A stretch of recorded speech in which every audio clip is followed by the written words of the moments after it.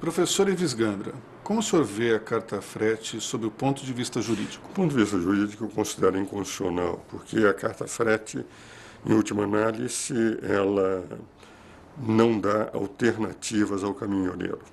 É quase como uma ordem de pagamento, como uma moeda a ser utilizada pelo caminhoneiro, o que é proibido pelo Código Penal, o artigo 292, mas mais do que isso, representa uma eliminação em nível de concorrência daqueles caminhoneiros que poderiam escolher os postos que desejassem, onde comprar, recebendo os recursos, a terem que seguir apenas aqueles estabelecimentos onde a carta frete pode ser descontada.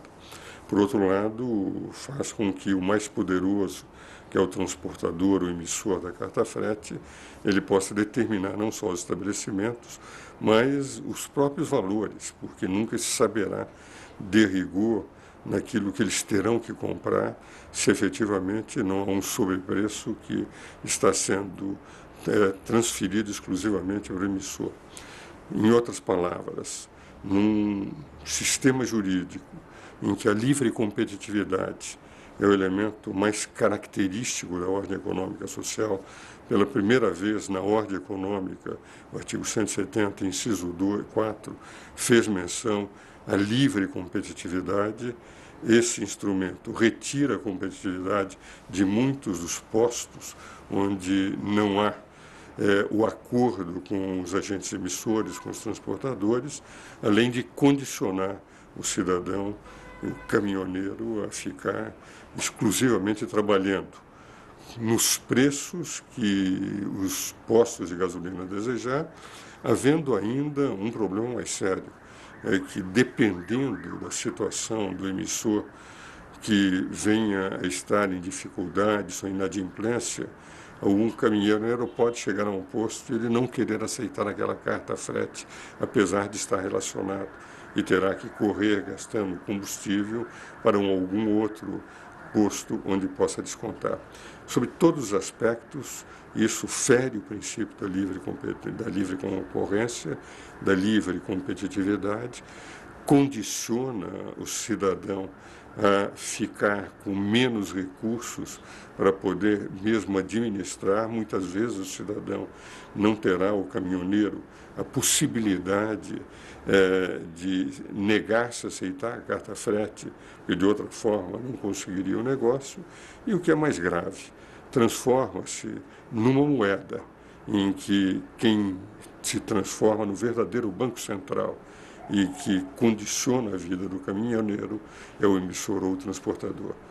A meu ver, de manifesta inconstitucionalidade, porque num regime de livre competitividade não se poderia ter esse condicionamento da carta frete. Quando o motorista consome bens ou então abastece nesses postos de combustível, isso não se configura uma venda casada? Mas é uma venda casada.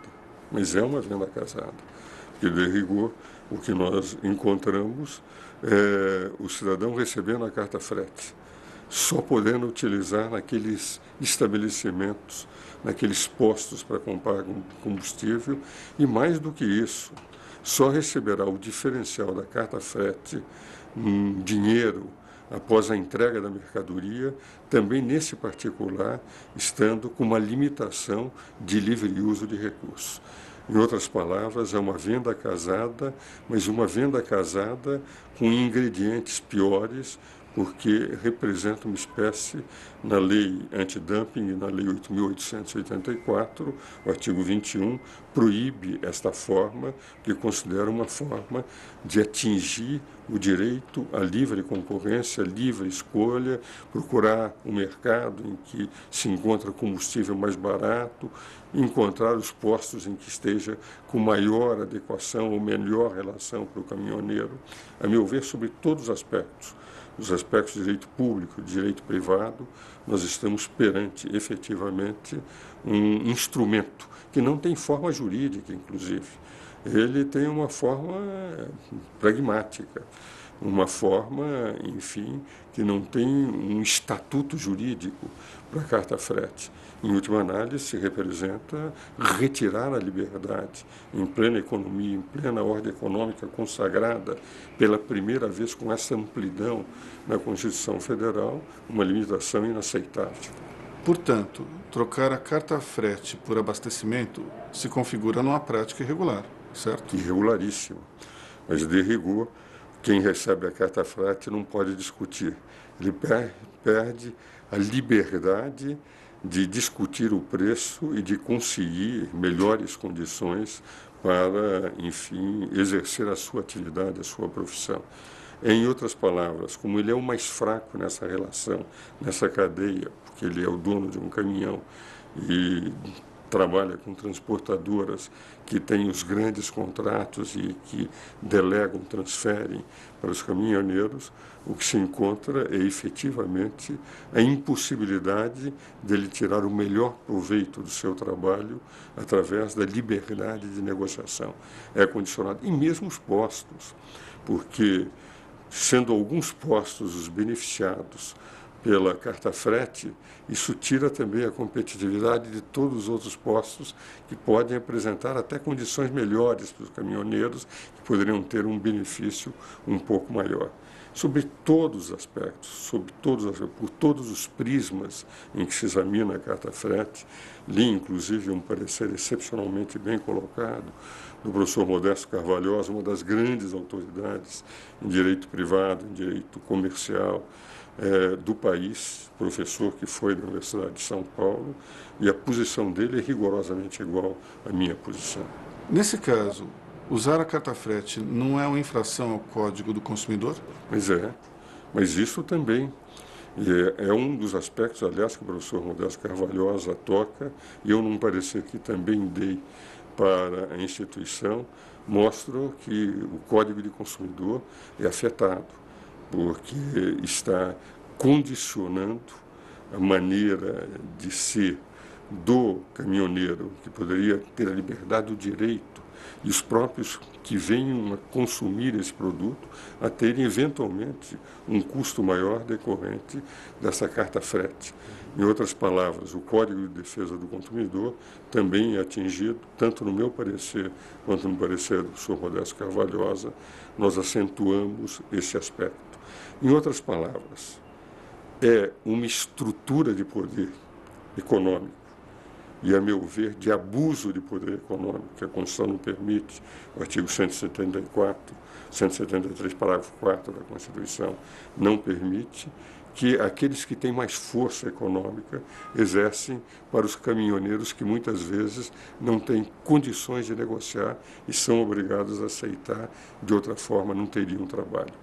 Então, sobre todos os aspectos, Código de Defesa do Consumidor, Código Penal e a lei antidumping, a lei chamada a lei antitrust, 8.884, em que efetivamente o abuso do poder econômico é punido, todas essas três leis, e além da Constituição Federal, que é a lei maior, são afetadas são maculadas, são tisnadas pela carta frete. Do ponto de vista social, quais são os principais problemas da carta frete? Inúmeros problemas, não é? Na verdade, está se reduzindo a liberdade de contratação do caminhoneiro.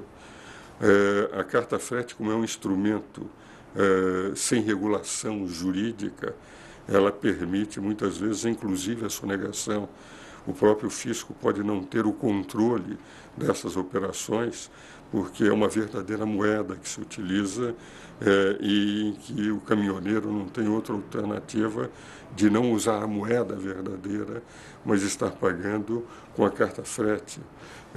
Isso pode trazer, efetivamente, do ponto de vista, inclusive, de contribuições sociais, perda sem nenhum controle por parte da administração, e o próprio transportador, quando está pagando, não se tem a certeza de que forma estaria contabilizando a falta de perfil jurídico da carta frete. A carta frete não é um instrumento regulado por uma determinada lei, é um instrumento que o mercado aceitou como viável.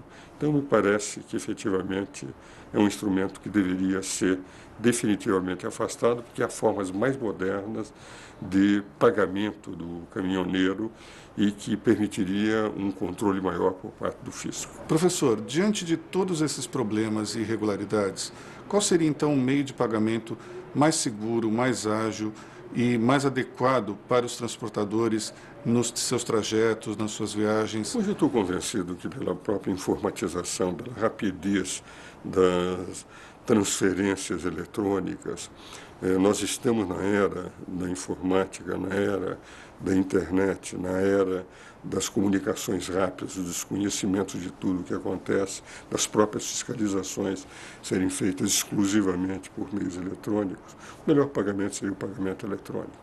Porque, em primeiro lugar, todos os pagamentos correriam através dos bancos, o que vale dizer, com um controle absoluto, perfeito por parte do fisco.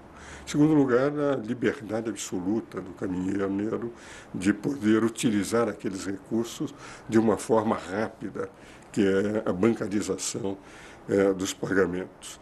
E, por fim, o que me parece, o que é mais importante, permitir a liberdade de atuação do caminhoneiro através desse sistema de um pagamento em que todos os controles são perfeitos.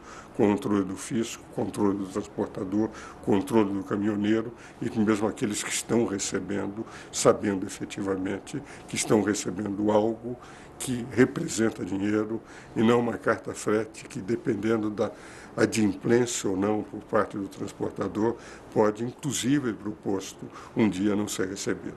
Então, o melhor sistema, de longe, que poderia ser adotado, que o governo já deveria ter imposto, seria o pagamento eletrônico. O meio eletrônico mais adequado hoje seria o cartão de crédito ou o cartão de débito, certo? Exatamente. Essa seria a forma mais simples que se poderia ter, com um controle dos cartões de crédito absoluto por parte de todas as autoridades. Muito obrigado, professor.